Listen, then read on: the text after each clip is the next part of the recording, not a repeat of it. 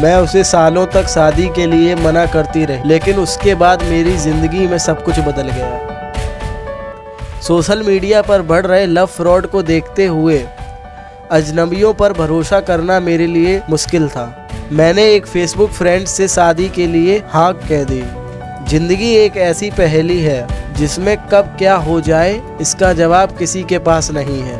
हम खुद भी नहीं जानते हैं कि जिस चीज़ से हम दिन रात भाग रहे हैं कब वो हमारी ज़िंदगी का सबसे ज़रूरी हिस्सा बन जाती है। मेरे साथ भी कुछ ऐसा ही हुआ। सालों पहले मैं जिस व्यक्ति से भागने के लिए तमाम तरह के तरीके तलाश रही थी, मैंने आज उसी से शादी कर ली। प्यार वास्तव में बहुत सीक्रेटली अपना कमाल दिखाता है और मुझे इस बात पर अब पूरा यकीन हो गया। दरअसल यह सारा माजरा उस समय का है जब सोशल मीडिया पर बहुत सी महिलाएं ठगी का शिकार हो रही थीं। ऐसे में भी प्यार व्यार के चक्कर से खुद को दूर रखा था। यह एक वजह भी है कि अच्छी जान पहचान होने के बाद भी मैं एक अजनबी के साथ रिश्ता बनाने के लिए तैयार नहीं थी। लेकिन मुझे नहीं पता था कि एकदम से सब बदलने वाला है। फेसबुक पर हुई हमारी दोस्ती। दरअसल यह बात साल 2016 की है, जब मैं एक फेसबुक फ्रेंड से मिली थी। उसने मुझे फ्रेंड रिक्वेस्ट भेजी और फिर हमारे बीच पसंद नापसंद और वर्क रिलेटेड चीज़ों को लेकर बात होने लगी। वह मुझे बहुत अच्छा लगता था। सच कहूँ तो मैं उसके प्रति बहुत ज़्यादा आकर्षित हो गई थी, लेकिन इसके बाद भी मैंने उससे दूरी बनाकर रखी। हालांकि हम दिन रात बात करते थे। इधर समय बीतता गया और हमारी दोस्ती और गहरी होती चली गई। एक दिन बातों ही बातों में उसने मुझे अपनी गर्लफ्रेंड बनाने के लिए कहा।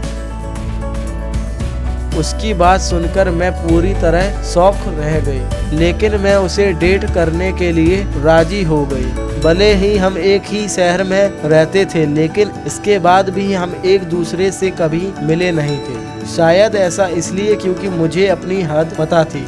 हालांकि वह मुझसे मिलने के लिए कहता रहता था। ऐसे में जब वह जिद पर अड़ गया तो मैंने उसे विनम्रता से बताया कि मैं उससे मिलना नहीं चाहती, क्योंकि अजनबियों से धोखा मिलने का डर हमेशा मेरे मन में बना रहता है। मेरी बात सुनकर उसने कुछ नहीं कहा।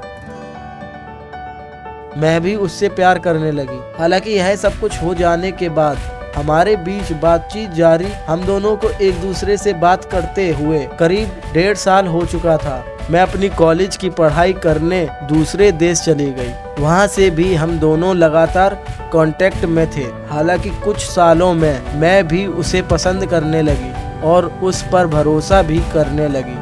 ऐसे में जब मैं अपने देश वापस आई तो उसने मुझे कैफे में सरप्राइज दिया। पहली बार वह बहुत ज्यादा स्मार्ट और हैंडसम दिख रहा था। मैं उस पर फिदा हो गई थी। जैसे ही हम मिले उसने मुझे शादी के लिए प्रपोज कर दिया। उसकी बात सुनकर मैं चौंक गई और मैंने उसे बाद में इस बात पर बात करने के लिए कहा। मैं जानती हूँ कि इससे उसे बहुत चोट पहुँची होगी, लेकिन मैं जल्दबाजी में इतना बड़ा कदम नहीं उठा सकती। मेरे पेरेंट्स मान गए। कुछ दिनों बाद वह अचानक से मेरे घर में आ गया। मैं बहुत डर गई थी।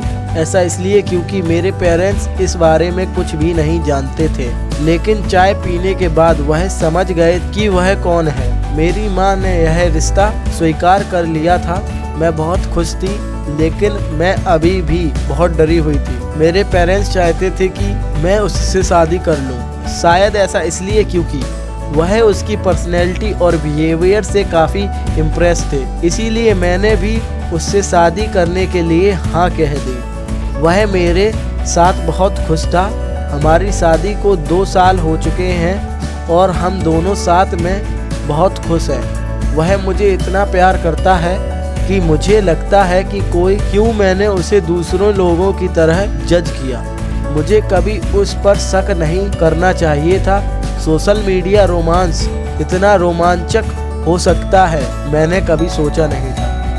सो वेल गाइस, अगर आपको स्टोरी थोड़ी सी भी इंटरेस्टिंग लगी तो प्लीज़ यार चैनल को सब्सक्राइब कर देना और मिलते हैं अपनी नेक्स्ट स्टोरी के साथ।